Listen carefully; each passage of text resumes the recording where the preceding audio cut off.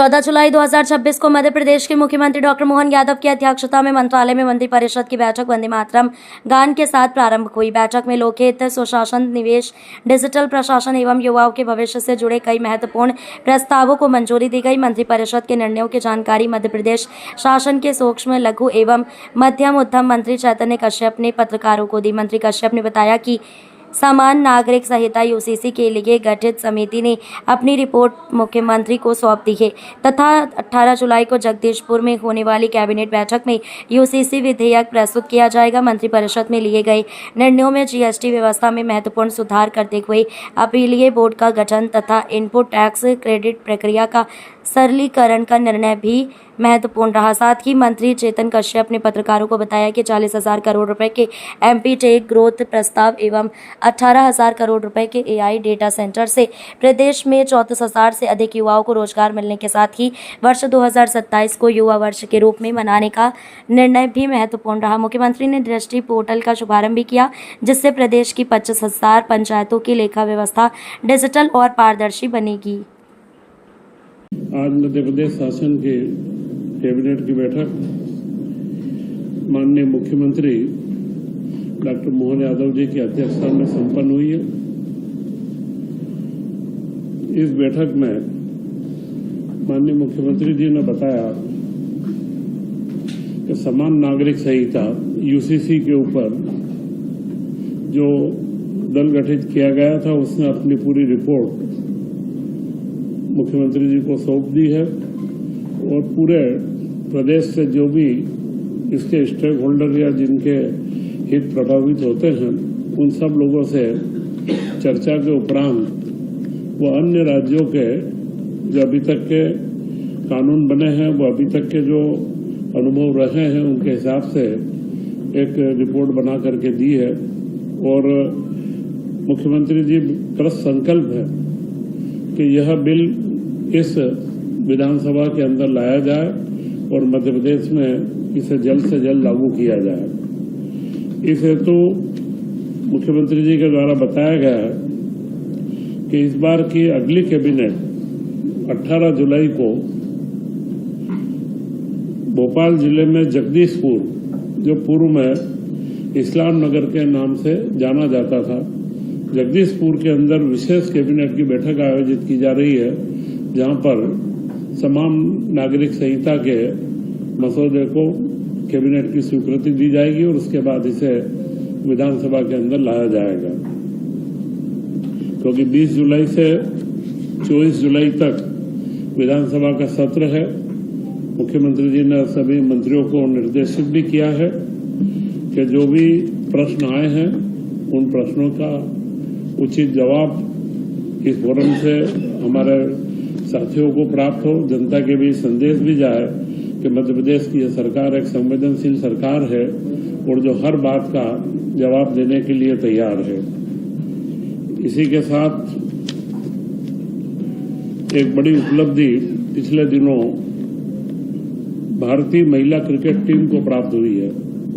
Lord's के मैदान पर जो 142 साल पुराना, जिसको लॉर्ड्स को क्रिकेट का मक्का कहा जाता है, वहां पर भारतीय महिला क्रिकेट टीम ने पहला टेस्ट वहां पर जीता है। जबकि अगर इंडियन क्रिकेट टीम का हम देखें तो लॉर्ड्स के मैदान पर 52 साल खेलने के बाद वो जीत पाए थे, परंतु भारतीय महिला टीम ने वहां पर पहला टेस्ट मैच जीत करके इतिहास रचा है। उस इतिहास में सबसे महत्वपूर्ण था मध्य प्रदेश की भूमिका।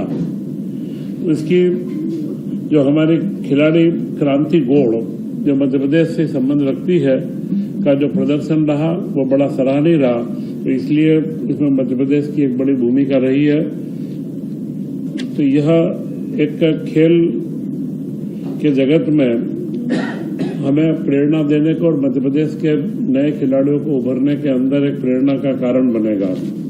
MP tech growth, technological system के अंदर मध्य प्रदेश आगे बढ़े और टेक्नोलॉजी के क्षेत्र में हमारी भूमिका एक महत्वपूर्ण रहे, क्योंकि टेक्नोलॉजी का जो क्षेत्र है यह प्रदेश के विकास को तो प्रभावित करता है, परंतु साथ में युवाओं के लिए रोजगार के अवसर भी लाता है।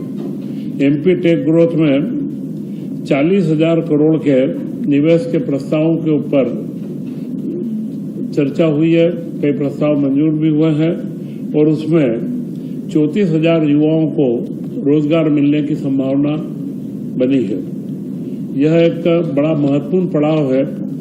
इस राशि का निवेश गुजरात के बाद में टेक्नोलॉजी के क्षेत्र में, जिसमें सेमीकंडक्टर से लेकर के विभिन्न कार्य आते हैं, और उसी के अंदर एक महत्वपूर्ण जो प्रस्ताव प्राप्त हुआ है वह प्रस्ताव है AI data centre. Madhya Pradesh में एआई डाटा सेंटर 18,000 करोड़ की लागत से स्थापित होगा और यह डाटा सेंटर से हम लोग देश के अंदर मध्य प्रदेश का तीसरा नंबर आएगा। आंध्र प्रदेश, महाराष्ट्र और उसके बाद मध्य प्रदेश का तीसरा नंबर इसके अंदर आएगा।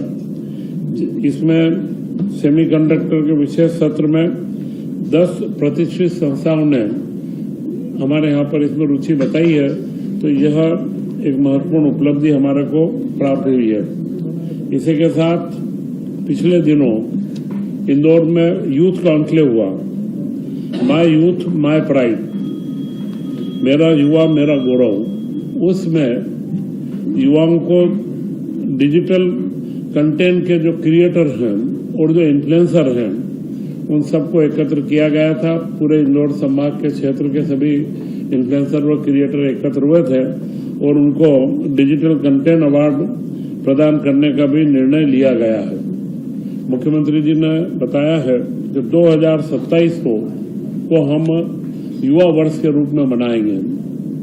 2025 को हमने उद्योग वर्ष के रूप में, उद्योग और रोजगार के रूप में मनाया।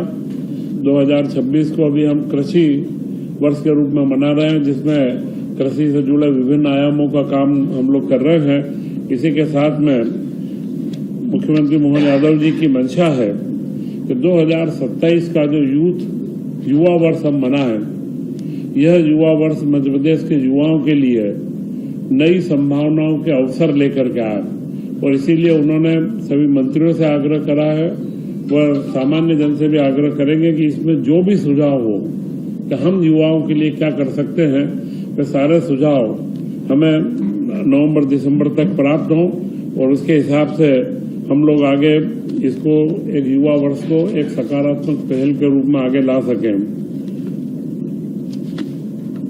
वर्षा काल प्रारंभ हो चुका है। इसमें पौधारोपण का कार्य बड़ी गति से, जिस तरीके से जल गंगा संवर्धन अभियान में मध्य प्रदेश ने अपना नाम कमाया है, उसी तरह मुख्यमंत्री की मंशा भी है कि हम इसमें ज्यादा से ज्यादा पौधा वृक्षारोपण हमारे यहाँ पर हो।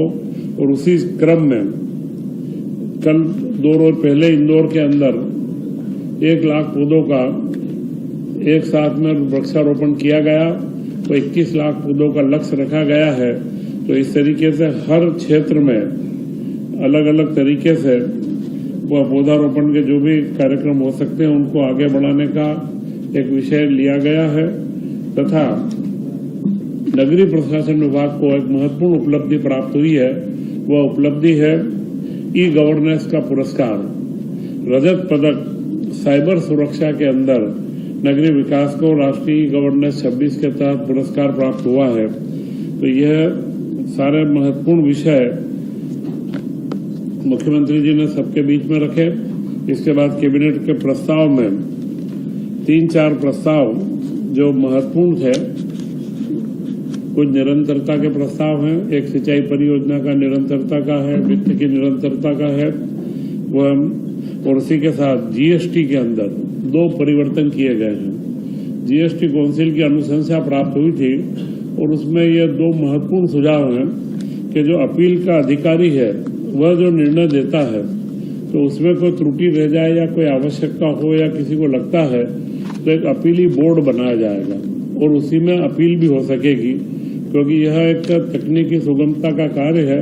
और उसी के साथ में वर्तमान में जो क्रेडिट दी जाती थी वे जीएसटी के अंदर, यह भी एक तकनीकी मुद्दा था। क्रेडिट दी जाती थी परंतु उसमें पूर्व का एग्रीमेंट वो कई चीजें मांगी जाती थी, अभी उसका सरलीकरण किया गया है। और जो एक्सपोर्ट होता है, एक्सपोर्ट के अंदर जो इनपुट क्रेडिट लगता है उसका 90% तक राशि हमारे उद्यमियों को जल्द से जल्द प्राप्त होगी। तो यह एमएसएमई क्षेत्र के लिए उनकी तरलता या उनकी लिक्विडिटी बढ़ाने में बड़ा सहयोगी रहेगा। ऐसे 2 अमेंडमेंट जीएसटी के अंदर किए गए हैं। इसी के साथ में मूंग व उड़द की जो समर्थन मूल्य पर मध्य प्रदेश सरकार खरीदी कर रही है, इसके लिए जो बैंकों से लोन लिया गया है उसकी गारंटी दी गई है, उसकी गारंटी को निरंतरता दी गई है, क्योंकि अगले भी समय में हम लोग किसानों से निरंतर फसलों का उनका उचित मूल्य दिलाने के लिए लगातार हमारी ये सारी कार्य योजनाएं चलती रहेगी। वह एक महत्वपूर्ण निर्णय जो लिया गया है वह है महिला बाल विकास के संदर्भ में आंगनवाड़ियों के अंदर जो 6 माह से 3 वर्ष तक के बच्चों को उनको टेक होम राशन प्रदान किया जाता था। और यह टेक होम राशन आजीविका मिशन के माध्यम से 5-6 संयंत्रों से बनता था। अभी सरकार ने निर्णय लिया है कि टेक होम राशन को वहां से आजीविका मिशन से हटा करके यह कार्य महिला बाल विकास स्वयं करेगा। और जो अभी वर्तमान में आंगनवाड़ी के अंदर 3 साल से 6 साल के बच्चों को पका हुआ भोजन दिया जाता है, वे सारे पूरे प्रदेश के अंदर सारे स्व सहायता समूह इसको कार्य को कर रहे हैं। और जो अच्छे सफलतापूर्वक संचालित भी है, उन्हीं समूह को तत्काल यह काम दिया जाएगा और वे इसका जो मिश्रण बनता है टेक होम राशन का वह सप्लाई करके और सारे बच्चों को इसमें प्राप्त होगा। इसमें क्योंकि गुणवत्ता की व वित्तीय मुद्दे के अलावा इनकी गुणवत्ता और डिस्ट्रीब्यूशन का भी बिंदु लगातार शिकायतें आ रही थी, तो उसको सुधारने के लिए अब ये अंतर्गत वो इसकी अगली योजना भी इसके लिए तैयार की जाएगी।